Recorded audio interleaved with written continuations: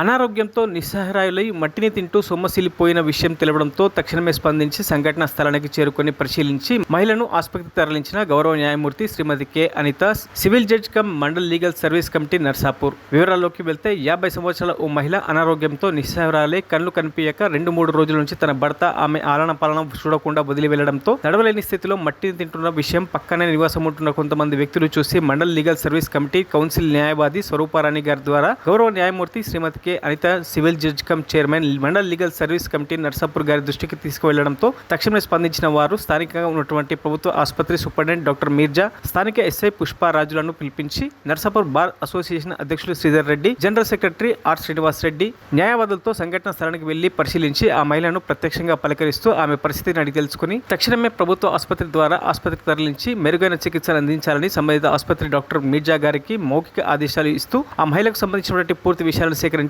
సమాచారం ఇవ్వాలని స్థానిక ఎస్ఐ గారిని ఆదేశించడం జరిగింది.